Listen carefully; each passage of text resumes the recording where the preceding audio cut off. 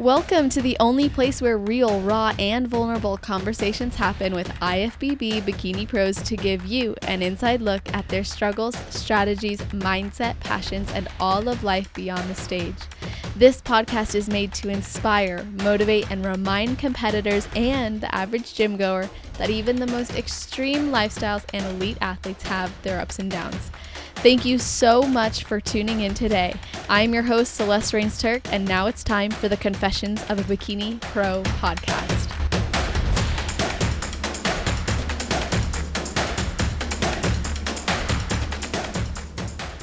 Hello and welcome to another episode of the Confessions of a Bikini Pro podcast. I'm your host, Celeste Turk, and today we are talking to a full-time veterinarian who has a residency in dentistry and oral surgery and is currently practicing end-of-life care in hospice in Orange County, California. Today we have Dr. Jessica Wilson. How are you? Hi, I'm doing really well. How are you? I'm great. I'm so happy to have you on, and I'm just really excited to hear about you and your journey and being an IFBB pro and sharing that with everyone today. Oh, God, I'm getting teary-eyed, Celeste. This is awesome. I'm really excited too. It's such an honor. I've never been asked to do a formal interview for anything really, especially a podcast. So I feel super special, and I'm really excited to share a little bit about myself to the rest of the world. So, aside from photos and videos on social media platforms, this is pretty awesome. So That's so cool. Of course. I'm so glad. I mean, you've really inspired me. You cracked me up online, and I think you're going to bring that today. So I'd love to just start off by knowing what exactly is going through your mind right before you hit the stage. Oh my God. Well, right. So that's a wonderful question, because I don't think anyone's ever asked me that. And I don't know that people really think about what happens with us when we're about to do that. Essentially, it's a performance. So I'm usually trying to stay calm from the standpoint of, well, I kind of want to dance around, and I have a whole lot of energy before I head on stage. So, in my head, I'm going over the steps of my routine, and that can be very fluid sometimes. I kind of wing it and make things up, and just kind of feeling the vibe, going with the flow with the music. I love watching the other competitors as well. So I'm usually keeping an eye on everyone. I just love the stage so much, and because of my last name, I'm usually always last. So I have a lot of time to think. But yeah, usually it's just kind of getting in my zone and watching everyone else's performance and just admiring. Because by the time we get on stage, it's just time to have fun. It's time to have fun, and you can't stress about it. So I'm usually pretty relaxed and laid back. Oh my gosh, that's awesome. That makes me think about a photo you posted, and the reason I'm bringing this up is because I literally just talked to Michelle Hurst. Oh my gosh, I know which photo. Yes. So can you explain that photo? Okay. Oh my gosh. I wish I guess maybe I'll repost that to give it a recent, a recent peek for people. But so that show was Muscle Contest Fit World. That was this year in 2018. And we were all on stage, and they were doing call outs. I don't remember which group I ended up in, but we were asked to face the curtain. So that is the prompt for competitors to turn around and present our posterior chain to the judges. And so as I was facing the curtain, at that point, and a lot of people, again, don't think about this, that's when kind of our front end relaxes. So, the smiles kind of turn off as we're regrouping and really focusing on flexing all the right muscles and making sure that our stance is exactly the way it should be for our particular physiques. So I'm facing the back of the stage, and Michelle is maybe, I don't know, like 5 feet away from me. I mean, definitely at where I could hear her, we could hear each other. And so she was just giving me some words of encouragement. I don't know if I'm going to share the full story. We'll keep a little mystery there, but she basically made me lose it. So I just started to laugh, and someone shot it. My friend Angela actually got, I think it was Angela, she got the photo, and it's just one of these precious moments and memories that I think each of us are going to remember for a really long time. So I just say she gave me some words of encouragement. And it was hilarious. I mean, I had to, you know, when we're on stage, it's definitely a performance. And so I had to keep it together and keep that composure. But I tell you, when I turned around, so the judges will then say, you know, ladies, you may turn around and face the judging panel, or, you know, if we walked to the back of the stage, they'll have us turn around and walk back to where we were and reset us essentially. So after she made me crack up that way, I definitely had a little pep to my step. That's cool. You know, and the smiles are generally genuine when we're up there, but that was, it just made everything better. And that's the kind of friendship that most of us have, which is pretty cool. Oh, that's so awesome. I love that. You can really tell like the camaraderie in a sport. Like there are a lot of girls who have developed those types of friendships and relationships. And that's something that I've loved about also being on a team. And I know you're on a team, you have a coach. So how has having a coach changed your life? And why would you recommend other people invest in things like mentorship or coaching or even just education? Yes. Oh, good. Gosh, these questions are awesome, Celeste. So, yes, I am currently coached by Kim Odo with Body Bio. And let's see, when I first started bodybuilding, I had a coach. His name is Eric Mara. He no longer coaches that I'm aware of. We haven't kept too close in contact just because we're both in very demanding careers. He's actually a nurse, respiratory therapist, and then of course I do what I do. So we're just working all the time pretty much. But he was my coach in the beginning, and I was very successful, definitely very successful. I nationally qualified within, my first show, stayed with Eric for my second show, and then I decided to go on my own for nationals, which was a big mistake, but a wonderful learning experience for me. So I ended up, this was 2014, I ended up going to Muscle Contest USA's in 2014, coaching myself, and I made tremendous progress. When I look at those photos, as far as my physique goes, compares to when I first started, but it definitely was not enough. And so what I decided to do after that show was to interview different coaches. And I had a few people that I was very interested in, but ultimately stuck with Kim. And Eric turned out to be coached by Kim as well. So, no hard feelings or anything like that. I just needed the right fit for what I wanted to accomplish at the time. And so was with Kim ever since 2014 and haven't looked back. I went pro with him after 2 or 3 shows. And it just my career, I mean, I've hit highs, I've hit lows. Kim has always been there and has always supported me. If I want to take a break, I take a break. If he thinks I can push for, another show, then we do it without compromising health. Sanity is a different story. I think we're all a little bit, I think all of us are a little bit insane in this sport. So I guess that wouldn't be a good qualifier, but he genuinely cares, and he has so many athletes. So, he's really good about focusing on each of us as individuals when it's our moment. So Kim is a wonderful example of one of the most hardworking individuals I know in the industry for sure. But he loves us all, and he definitely looks out for our best interests. Our health comes first, always. Mm. And that's something that's really important to segue to the second answer to the question. Yeah. Coaching and mentorship. Yeah, absolutely. It's important. And let's kind of exclude the team aspect for the moment, because Mm-hmm. really when we break that relationship down, it starts off usually as a business transaction, right? So you're Yes. investing in someone that is going to invest in you. And most great coaches like Kim, I mean, they're going to give you what you give them. So if you're fully dedicated and you follow the plan and the guidance, they're going to be your number one cheerleader. If you slack on the plan, oftentimes your coach can tell.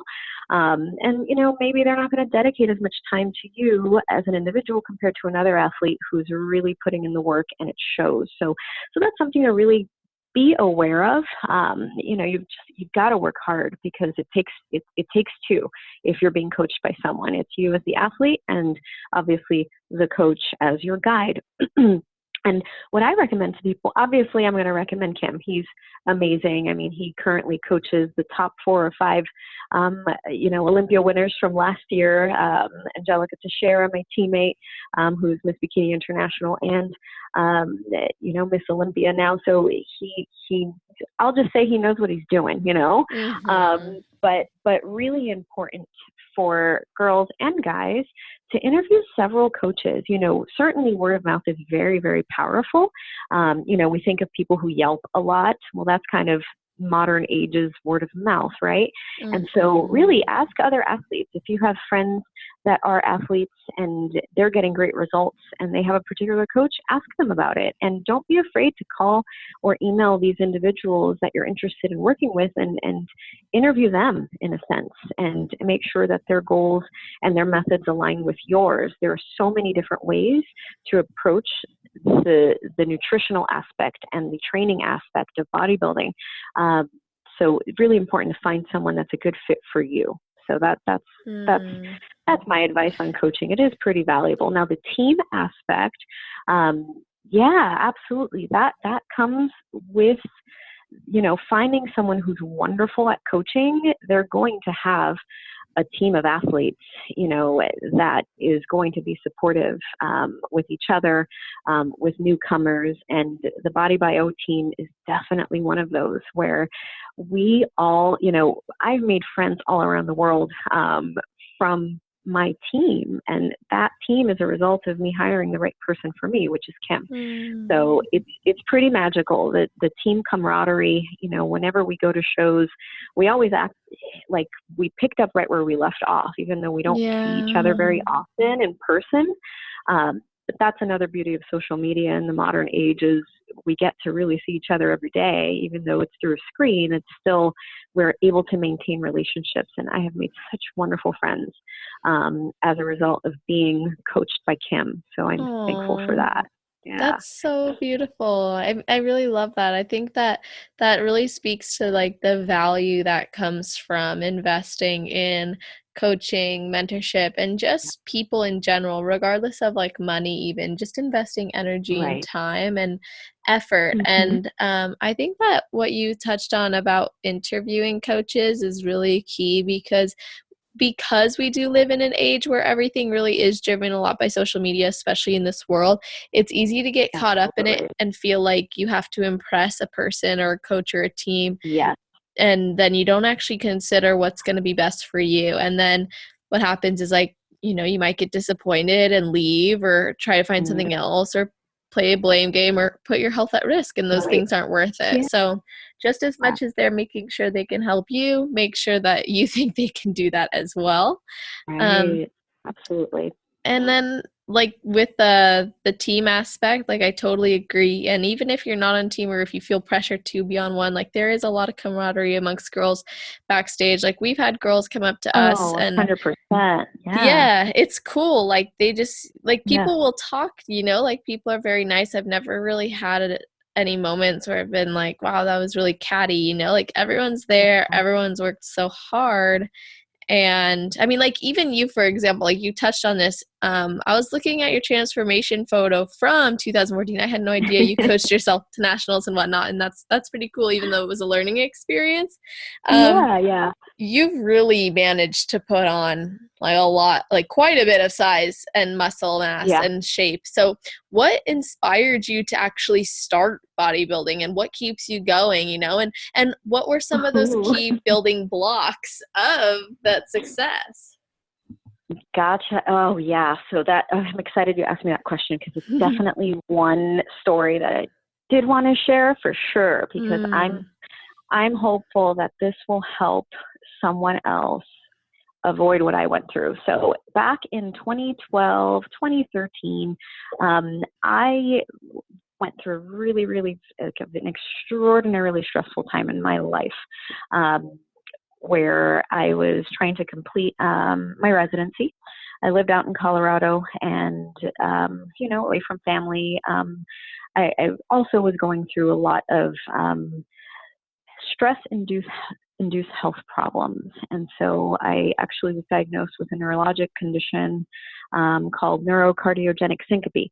And what that means is, your nervous system is having a hard time communicating with your cardiovascular system. So I would end up fainting randomly throughout the day. And so once that started happening, and granted, I wasn't working out. I mean, at home things like P90X, like a lot of the Beachbody programs, but I'm eating pretty clean, but again, not really focusing on self-care.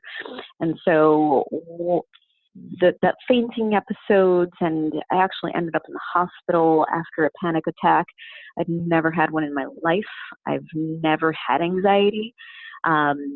And it was just like a perfect storm. I got rear-ended. I was going through, some drastic life changes, getting ready to move to California, not knowing anyone here. So there was a lot going on. And during my recovery from my medical condition, being in the hospital, paralyzed from loss of oxygen to my brain, after that panic attack, that was my big wake-up call. We only get one body, and I realized I need to take care of myself. The biggest fears were not about me and my health still at that point. It was more, oh my gosh, what if I faint while I'm driving and I get into a car accident and I kill someone? Or what if I have a patient on the table while I'm doing surgery? This actually happened. I started to faint while I was doing oral surgery. Wow. And so my patients had to be my priority. And if I wasn't well, how on earth could I take care of them and practice good medicine? So that was a big wake-up call for me. During my recovery, one of my good friends out in Colorado, she, just to distract me and keep my mind occupied, she said, well, hey, why don't you get an Instagram account? And I said, well, I don't have time. It's a waste of my time. I don't know what a hashtag is, that kind of thing. So I was like not ready to move on with the times here. So eventually I did, and I started to explore this social media world, and Instagram was just kind of starting. And I just saw a lot of bikini competitors on my feed, and I didn't realize, I saw a lot of these girls with glittery bikinis and stripper heels. And I'm like, wait a minute, what is this? What is this? It's bodybuilding. And so that opened my eyes. There's bodybuilding for women where we don't have to be super muscular, and, we don't have to be masculine looking. It's a very feminine aesthetic. And of course, I'm not from California.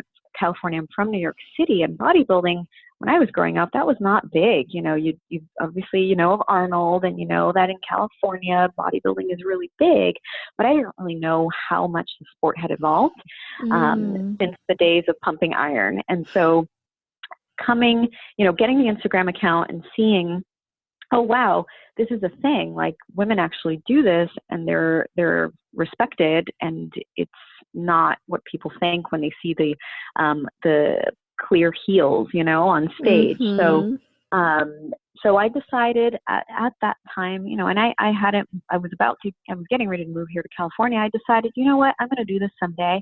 I don't know how, and I don't know when, and I don't even know what resources, but somehow I'm going to do it. And that's how I discovered creative visualization. I just thought about it. I thought about it all the time. Once I got to California and got established, and my practice was up and running within a specialty hospital, and I was kind of steady course in my career and life, and everything was kind of coming together, and my health issues resolved. I had started lifting and go to the gym. Then I decided, all right, I need to figure out how I'm going to get on stage. I have to kind of figure this out. And I made a series of connections with people that led me to my first coach, Eric, led me to meet my husband, actually. So bodybuilding has brought me wonderful, wonderful things in my life, wonderful relationships, along with, finding something for me as a working professional that's in a generally very high stress field, find something to distract me that had nothing to do with my career, my veterinary career. And it's just, It's been a blast ever since. So that's how it started. Wow. And my long-term, and the goal has been within this whole, journey to inspire and motivate others, especially in the veterinary field. Veterinarians, there is a very, very high rate of depression. Oh my goodness, that's my dog barking in the background. I don't know if you can hear him. He's really loud. Welcome to the show. Okay, cool. Oh, right, it's Peter Parker, and he wants to be on the podcast. How perfect. Right. But as far as the veterinary world, there's a lot of anxiety and a lot of depression and a lot of substance abuse and a lot of suicide, unfortunately. And I realized, man, I need to use this platform, the social media platform, my bodybuilding platform, to reach out to as many as I can. So that's been a big deal for me, and it's been a slow and steady marathon to get there, to the point where I'm actually flying out to Virginia Beach next weekend to speak at a veterinary conference about body confidence and how that can translate to the workplace. So I'm really excited. Like everything's happening. It's been a slow and steady race. That's not even a race, just a slow and steady kind of journey. So that's amazing. I mean, kind of like bodybuilding, like those things, it takes time to like build upon and to grow. And like, while I believe that change and all these things can happen really in an instant, I also believe that a lot of the best things, it requires full energy. It requires you to really be invested in it, and it requires a patience, because if you really want to grow and improve each day, you have to be willing to feel a different type of pain or a different type of push each day to then actually grow through that. And it seems like you experienced multiple scenarios and situations and days where there was pain, there was struggle, and there was a lot of things to overcome, and you did it, and you're continuing to do it, and you're showing other people that it's possible. Now, I don't think success has to come with struggle, but I definitely think that there's a lot of strength that comes from going through what you went through, or what other people might go through on their journeys, that teaches lessons that we wouldn't have learned otherwise. So I think it's super powerful that you have taken so much away from it, and also away from like bodybuilding in general. And you've achieved a lot in your life. Like, listening to that and knowing what I know about you, it's like you've really achieved a lot in your life. Like, you committed to a path that requires a lot of commitment, a lot of studying. You committed to a path that, you need to have knowledge, you need to have focus, and you have to have a level of respect and understanding for what your role is. And considering you've achieved so much, not just in bodybuilding, becoming a pro, it's a awesome accomplishment, but also in your professional working life as well. So what are you currently doing to manage any stress or actually find balance? Right. So yeah, so balance. And I guess now I'm thinking, and I can incorporate that, the answer to that, along with, the second part of the previous question is physical growth, right? And so what I have found, balance is a really tough concept. I think people often mistake balance for multitasking. And, really when we think about it, we're not the best multitaskers, right? So I can be on the phone with you here, or rather, doing the interview with you here, trying to tell my dog to be quiet, trying to, not, I just broke a pen because I'm kind of nervous, but out of excitement, so I'm doing all these things are kind of racing through my brain. And again, that it's a little mini form of multitasking, but it's been for me figuring out the difference between my roles, right? So balance. When I was younger, my mom, she's been such a good role model for me. But I remember her telling me, each thing needs its own time, and you can achieve anything in your life, but one thing at a time. And that, as an adult for me now, that has never resonated so true. A lot of people think, the success that I've had has happened overnight, and really it hasn't. As far as, the physical growth, well, it's taken me, I started in the sport in 2013 and it's now 2018. And so it's been many, many years of trial and error with, my physique and figuring out what works well, to get me to put on size. It's a slow process. And if anyone thinks, there are some individuals that genetically are really, really responsive to training or specific nutrition.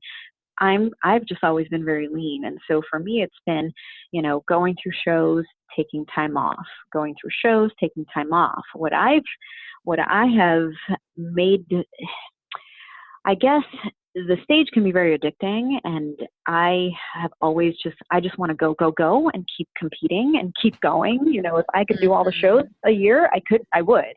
But what I have learned is I just need more time off, and that's currently what I'm doing. I'm actually in a pretty long off season under the guidance of Kim, and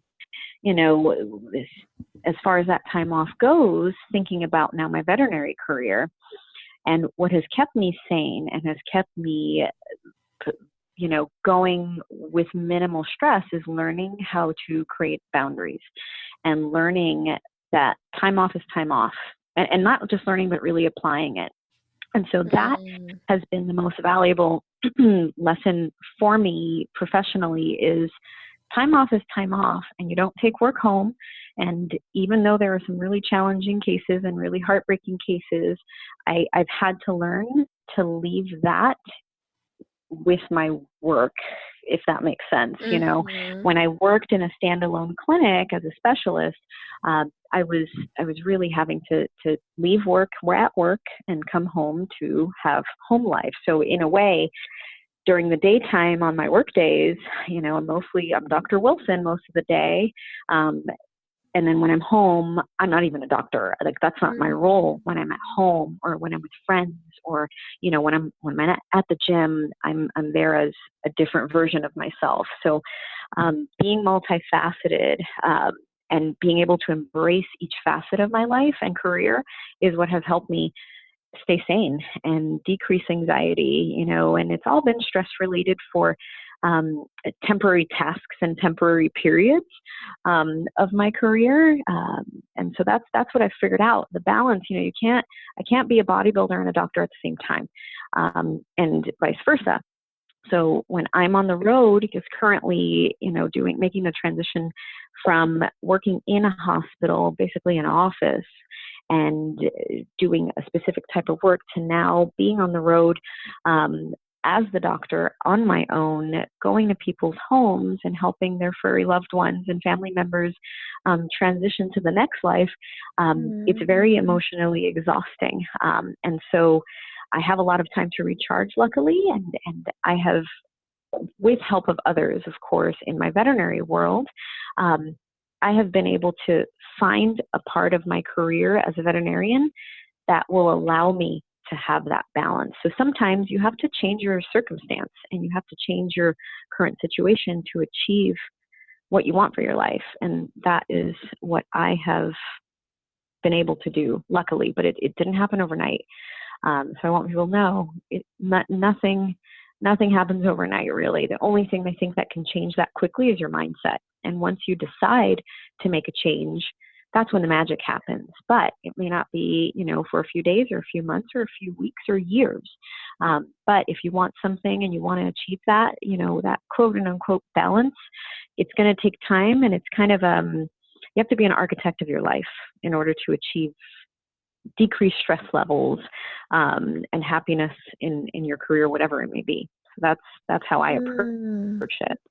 That's really valuable. That's a great lesson to take in any area of your life. Like you said, like change your circumstance to achieve what you want in your life. Because sometimes you really have to do that. And I know that for me, like I have to do that recently. And it makes a big difference because not only are you actually creating an environment for the growth that you want to actually occur, but you're also expressing to the universe, source, God, just energy. You're putting out energy in general that says, I'm serious about what I'm doing.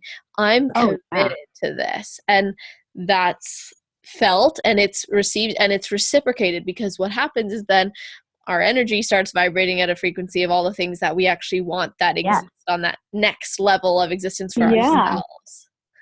Absolutely. Absolutely. And I'll even share just like another story. I mean, when I went pro, oh my gosh. So I'll share this. And I've shared this with a few people, and I may have posted about it quite some time ago, but I did a show with Kim, and that was the Iron Games. That was November 2014. Then we did Governor's Cup in March of 2015. And I placed top 3, won my class at Iron Games, placed, I think, 3rd in the Open at Governor's Cup. So, I mean, I had already been nationally qualified, but these were warm-up shows to get me in front of judges, get my body to be exactly where he wanted it to be to achieve pro status. I went to Junior Nationals, which is a pro qualifier in Chicago, and I think that was like May or June of 2015. And it was probably one of my best physiques as an amateur to date. And I got last call out.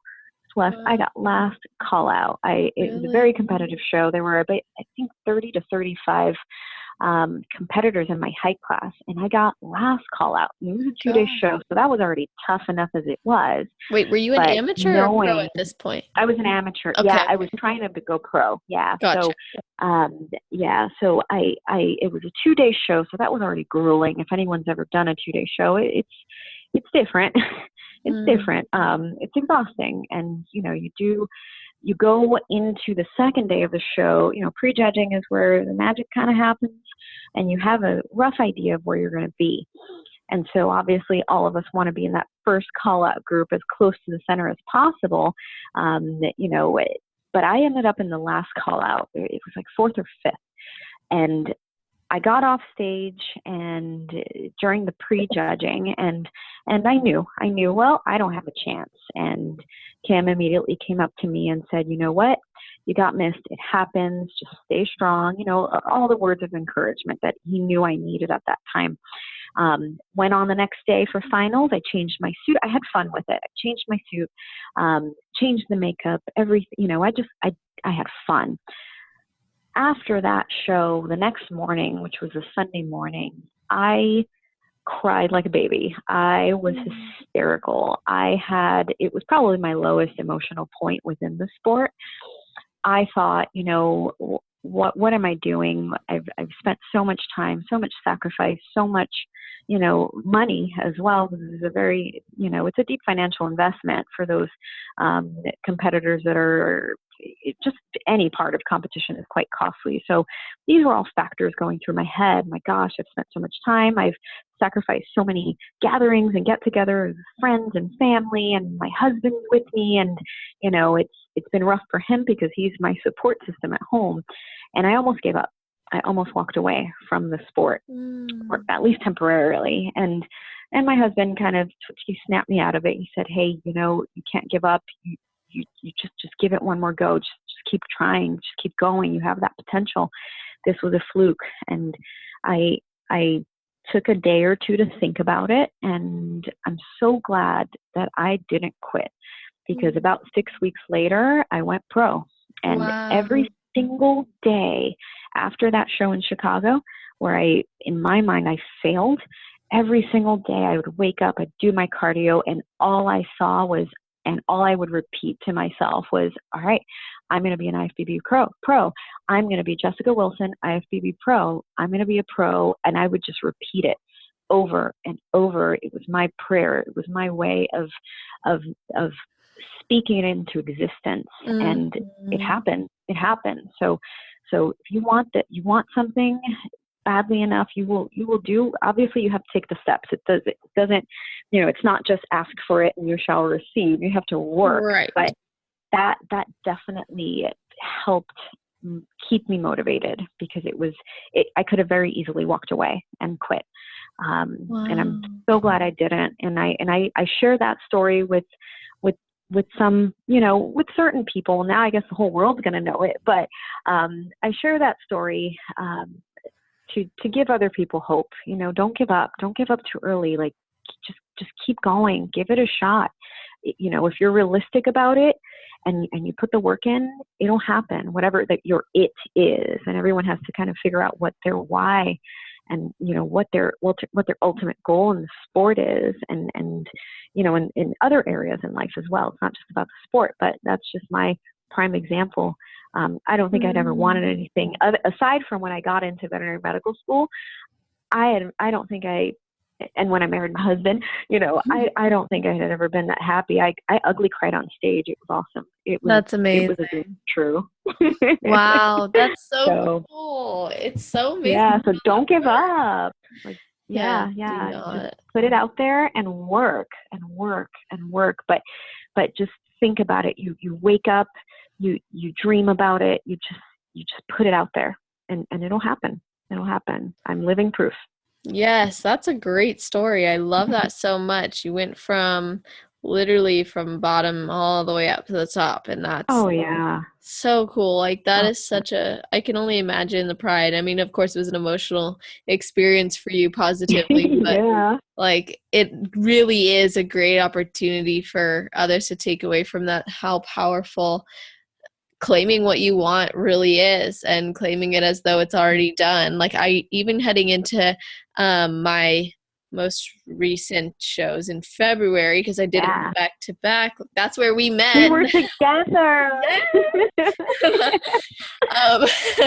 So I remember like going into that show, and well, actually I went into the show prior to that week before, and I was in Redondo Beach, and I was like all prep on my treadmill sessions, every fasted cardio, every time I even thought a negative thought about prep, I instantly replaced it. You know, anything that I could do to improve the thought patterns that were going through my head, I did. And I remember running, and literally I probably looked like a crazy person in the gym, but I would like say out loud, like under my breath, but I'd be like, Celeste Turk, first place, you know, or first place goes to Celeste Turk. And I kept saying it over and over again, or I'd say like a number I'd make up in my head, and I could hear the judges' voices because I had only heard them like in August. So I was like, I know his voice. I know the usual MC's voice. Like, I know them. I know their faces, and I would see it. I would see myself walk on stage. I'd imagine the judgmental looks, because they are judgmental. They're not like smiling at you all the time. Like, a few of them like will, and that's cool, you know, but it doesn't mean anything. So it's like getting into that energy of what happens on stage, and it's powerful. And I remember I go, and I kept saying, I'm nationally qualified. I'm nationally qualified. I'm nationally qualified. And I stepped on stage. It was February 3rd, and I was like, oh my gosh, I got first call outs, and then that was in novice, and I got first place, and I was like, what just happened? Like, that was so cool. Like, I believed it because I saw it so many times. But then when it came to the open class, that was a huge class of girls, and I was like, oh my gosh, I got called out like right away. Like, this is cool. Like, I wonder Right. what's going to happen. I ended up placing third. That's not enough to qualify for nationals. Right. And it takes, like, it took a lot of me to not be upset because, you know, you go in with, and I said, you know what? I set my mind to getting nationally qualified. Maybe I wasn't specific enough. I'll be national qualified next You weekend. have to be specific. Yes. Yes, I learned that and lesson. then what happened? So then I went, saw you, obviously, in Vegas, competed, and I got nationally qualified. And it was like, there was no doubt in my mind that it was going to happen, you know? Like, it was like, I told everyone, like, they're like, how'd the show go? Great, I got first. I placed third in open, and this weekend I'm going to be nationally qualified. So, like, don't sweat it. Yes. And I just claimed it, and then it happened. Like, And I you had got no it done. idea. Oh my gosh, that is beautiful. It's just, you know, it sounds so hokey these days, like the power of positive thinking. It's real. It's so real. Both of us, we're both living proof. I mean, that's a beautiful thing. That is such a beautiful thing. Oh, thank Oh my you. gosh. Yeah, it's so cool. Like, and hearing your story as well, it's like that. I think that can give a lot of people hope. Like, if you're committed to the process and the journey, even beyond, and like what I tell my clients is like, you have to be committed beyond the physical plane of existence. You have to go beyond that and go, okay, mentally, am I aligned to this, and spiritually and emotionally? Because if you are, the results will manifest in your physical world as a byproduct of those thoughts. And you're living proof. Yeah, absolutely. Absolutely. And that it's such a mental game in this sport. If you can sabotage your entire performance by having a negative thought right before you go on stage. And, you know, the body is so responsive and sensitive to our emotions. I have another example, and it's kind of a funny story. And I've made some amazing friends because of this. But I was at a show. I forget which show. There've been so many. I haven't even counted how many shows I've done. I think I've done close to 30 shows. I think almost 20 of those as a pro. I have to count. I'm not sure, but I was in a show, and I don't remember. I think it was Sacramento last year. Yeah, I think it was. And about 10 minutes before I was going to go in, like, everything had been going well. I had checked in with Kim because he like micromanages us on show day, or the day, you know, the week of and day before the show, and even the day of the show. So I checked in with him. Everything looked great. I was exactly where I needed to be. And then I was going to go do my spray tan, like my first coat of spray tan. So I'm waiting to be called to get my spray tan. And my husband, Chris, texts me or calls me. I don't remember exactly the details. It was such a blur, but our dogs had gotten into fertilizer. And so I go into doctor mode, and I'm like, oh my gosh, you need to take them to work right away. I just do it. Just please, this, you know, fertilizer can be really toxic. And he's, you know, we're kind of bickering back and forth. He's like, no, it's all natural and safe. I'm like, no, take them in. So I start stressing out. A good friend of mine, Anvu, her boyfriend, Corey, was there. I didn't know who he was. And I knew her, pretty well, because as a teammate back then. And so this guy who's so sweet looks up at me and he says, you know, you can call poison control. And I'm like, and take him to the vet. And I snapped, which is very uncharacteristic of me, but it was a moment of stress. So I snapped and I said, listen, I am the vet and I know what I'm doing. So I like snapped and I felt terrible. And he knows I'm so sorry about it. Corey, I love you. But that moment I started to sweat. My tan, everything, just nothing looked right. So got my spray tan on, went to go check in with Kim later that evening, and I was so bloated and I ballooned, where he looked at me and he said, what happened between now and the past 2 hours? What happened? So I told him the story, and he said, no more phone calls. Put it away. You cannot be stressed. And it affected my body. And everything was fine by show day the following morning. But the body, you know, if you get in your head, you know, it can change, it can make or break you, you know, before you go on stage. So you have to be very aware of minimizing stress, not getting in your head. And that's easier said than done, of course. But really staying focused, staying in your lane, staying in that mind space that allows you to perform at your best. Because show day, ultimately, we're all in it together and we're all having fun. But when we're on that stage, that's our moment, and the rest of the world doesn't exist. So being on your A game as far as your attitude goes and your mental fortitude, that is the majority of the sport when it comes to the very end, to the performance part of it. And, all of our performance on stage or posing presentations, all nonverbal cues, it's all body language. And if you're stressed or worried or have anxiety, it will show. So you have to be really on top of that. And you have to either find a coach that's willing to help you or able to help you with your stage presence, or figure out ways to coach yourself into a calmer state of being when you're about to get on stage. So mind game, the power of the mind is so important. And being positive is what's going to get you the best result in the end. So Absolutely. You and I both, girl. You and I both. I love that. No, it's so powerful. It's like, it's amazing. We really will showcase those things in our body, and it's even like scientifically proven, and there's tons of research on it as well. Like even just going into an interview, like for a job, if you stand for, and I wish I could cite this, so like hopefully I don't get in trouble for like saying this, but like there was a study done where like they showed that if you like go into the bathroom or anywhere private or whatever you feel like, before you go into an interview, you just put your hands up and you get into like a powerful stance. Power pose. Yes. If you the power Wonder Woman. pose. Exactly. Yep. And, it changes. Like they showed that like the interviewers, like even if the candidate was better who didn't do that, they still chose the one who did it, even if the candidate was better who didn't. And that was purely because of those things. Like if you can exude that confidence and belief, imagine the possibilities. Like it's like anything in life. Like we choose much of the people we surround ourselves with based on the energy that they carry, regardless of who they are. Let's be honest, like those things matter, but the first impression is usually comes down to like, again, does my energy match and vibe with theirs? Right. And the judges are going to feel that when you step on stage. So I love that you mentioned that. Oh my gosh. Yeah, they always do. And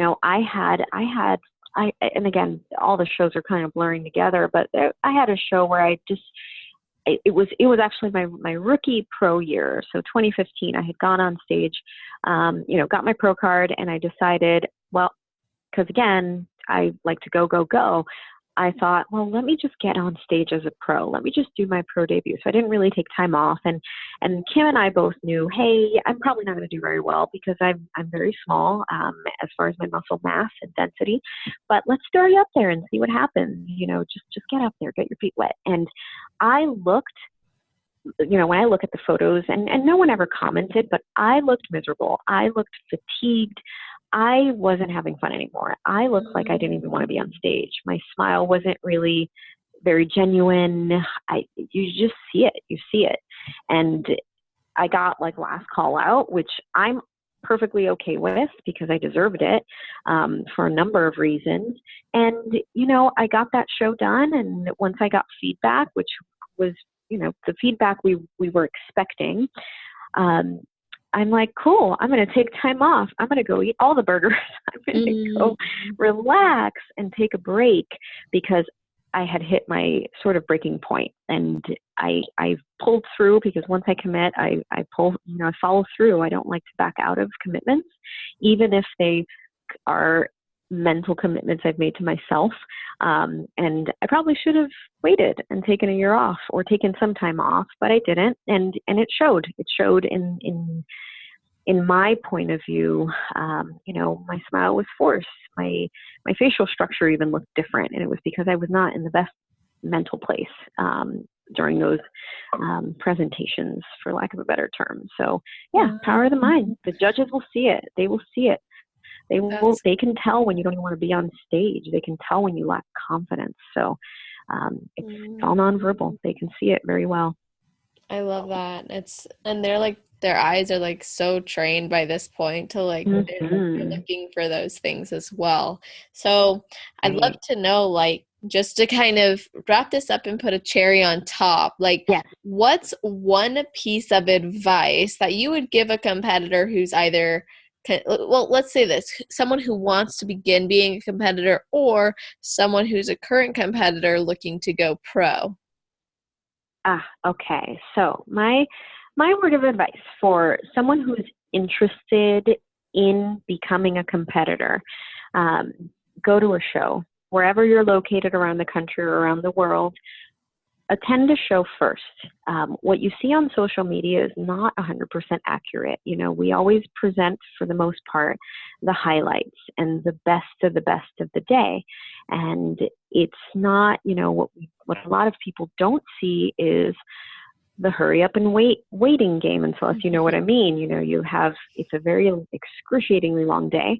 And so you need to be able to see that. You need to see the lights and hear the music and look at the routines, because a lot of times you'll show up to a show to just watch as a spectator, and you may think, maybe this isn't for me, or, oh, maybe this is, and I'm really excited to start following this path. So for first-time competitors, first thing you need to do is go to a show. Just try it once and really establish whether or not this is something that's for you.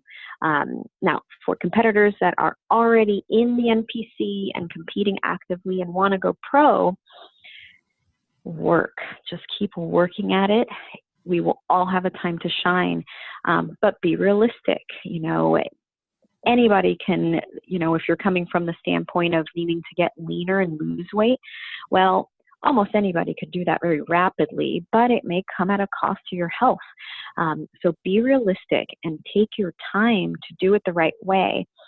Hire the right coach for you, and be aware that you need to educate yourself as well. And you need to know, as far as your goals to becoming pro, and this is also for beginners as well, be realistic with what your body can handle. If you need more time to build up muscle, because that is what's going to hold you back from achieving your goal of becoming pro, take time off. The sport isn't going anywhere. And if it becomes more of a stressor for you, and you develop those feelings of anxiety and, that fear of failure and, not becoming a pro, then you're going to sabotage yourself. So really take a step back, prepare yourself the right way, do your research, hire the right coach for you, and take your time. You may go pro in 2 shows, or you may go pro in 2 years, but really make sure that this goal is achievable given your current life circumstance, because being an athlete, it is a full-time job, and it is in many ways a very selfish sport. We have to dedicate a lot of time to ourselves, and when we're trying to achieve a goal like going pro or even doing our first show, you're going to learn very quickly that you need time to unwind in a different way, and self-care aside from lifting the heavy weights, and that there's a lot of self-care that comes to mind when you think about your emotional state as well. So really evaluate if that goal is the right goal for you given your circumstance at the current time. But you can do it. If you want to achieve it, you can, but be smart about it. There's room for everyone in this sport.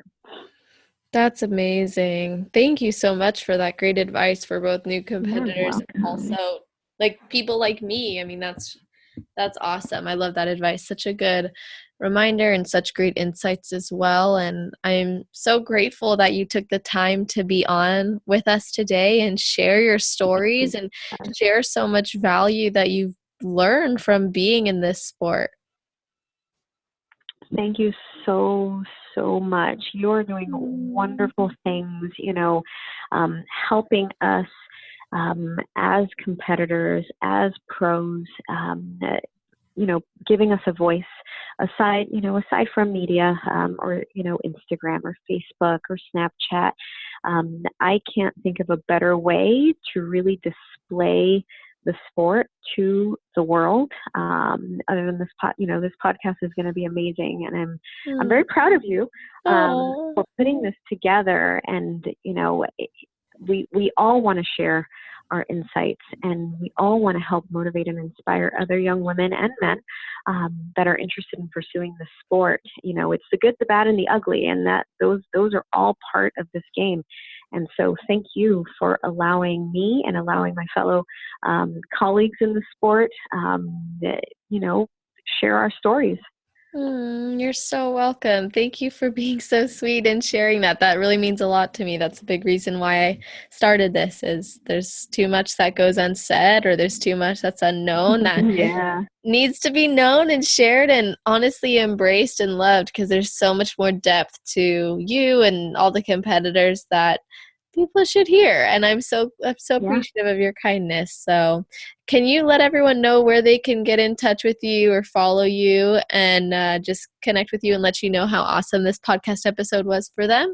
Oh, sure, Celeste. So guys, you can find me on Instagram, and it is at Jess Fit Vet, JessFitVet, on Instagram. You can also find me on Facebook. That's Dr. Jessica Wilson, IFBB Pro. That's on my Facebook page. Not on Snapchat very often, but you can find me as Dr. Wilson or Jess Fit Vet as well. And if you guys want to email me any questions, my email is jessfitvet@gmail.com. Awesome. Thank you so much. All that information will be in the show notes. So to get all that and to make sure you got all that and you can actually go and connect with her, visit www.celestial.fit/podcast and make sure that you obviously find Jess's, and then connect with her, share with her, tell us how much you love this episode, and we look forward to hearing your feedback. And in the meantime, we'll catch you on the next one. Yeah! Great talking to you guys. All right, bye.